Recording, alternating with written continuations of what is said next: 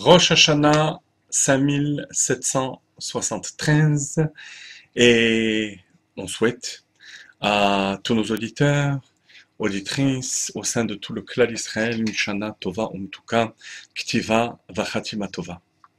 Un moyen pour y arriver, c'est la Tzedaka. Et vous savez que c'est un des acrostiches formés par le mot Elul, Aleph Lamed Vav Lamed, Ish Lere'ehu ou Matanot Levionim.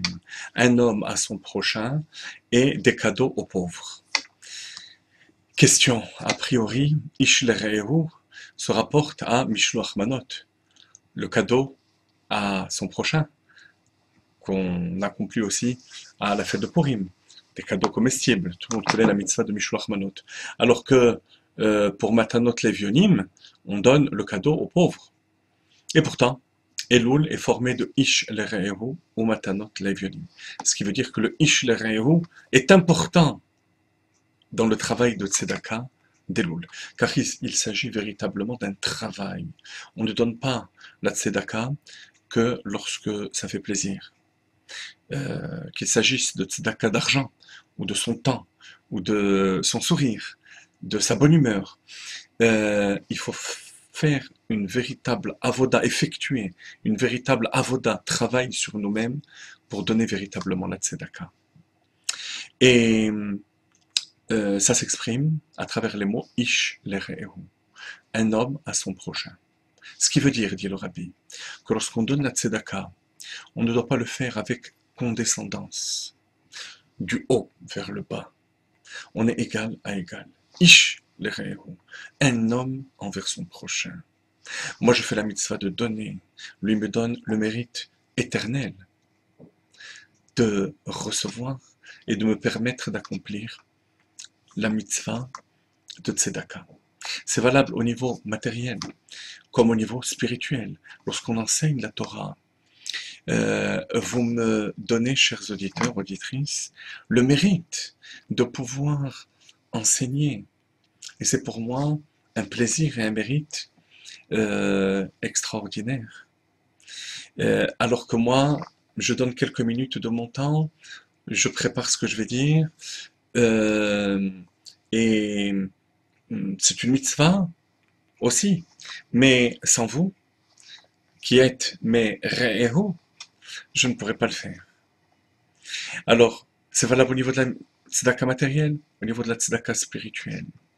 On ne peut pas se rendre compte de la portée de la tzedaka, peut-être à travers une histoire que le Tzemar Tzedek raconte au sujet de son grand-père, le Baal HaTanya, Admor HaZaken, qui avait véritablement éduqué le Tzemar Tzedek comme son propre fils. La maman du Tzemar Tzedek, qui était la fille du Baal HaTanya, ayant donné sa vie pour son père, la rabbinite Dvorah Léa. Et même après le départ de ce monde, de son grand-père, d'Admor HaZaken, le Tzemar Tzedek avait des visions de son grand-père, à travers lesquelles il lui donnait la solution de problèmes halachiques, de questions qui se posaient dans la chassidoute, et ainsi de suite. Et une fois, le Tzemar Tzedek se trouva abandonné en quelque sorte par son grand-père, car il lui n'était pas apparu depuis fort longtemps. Alors qu'il croyait qu'il allait le faire en arrivant dans la ville de Lubavitch. Mais rien ne se produisit.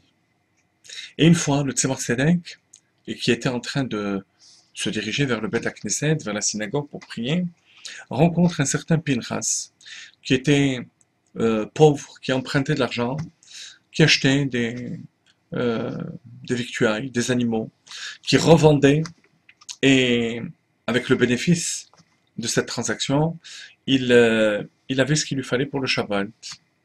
Et une fois, il demande au Tzemar Tzedek 3 roubles, de lui prêter 3 roubles. Le Tzemar Tzedek lui répondit, bien entendu, qu'il allait lui prêter, qu'il vienne le voir après la tfila. Et il rentre à la synagogue pour se préparer à la tfila, et là, il prend conscience de ce qu'il a fait.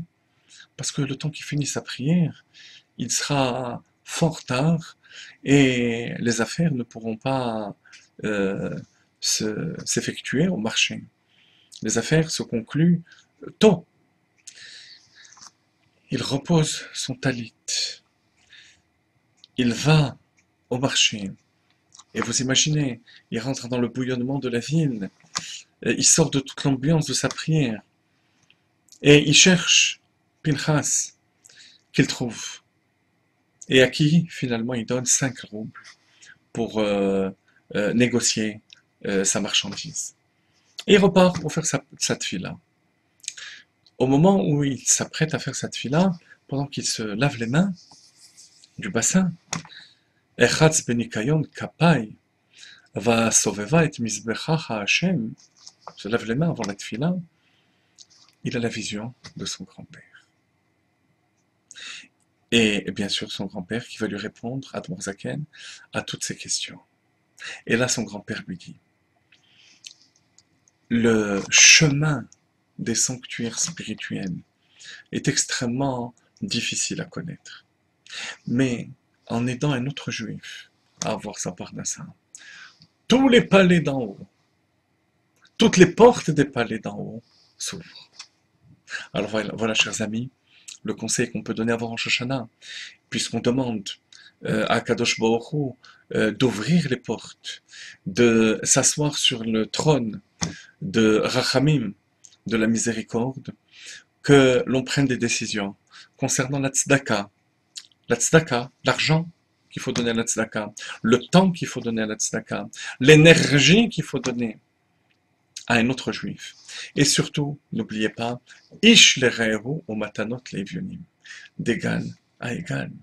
Et bien à ce moment-là, le mois d'Elul constitue le véritable Chodesh Rachamim, et on souhaite à tout le clan d'Israël, tout le Ham Israël, une Shana Tova Umtuka.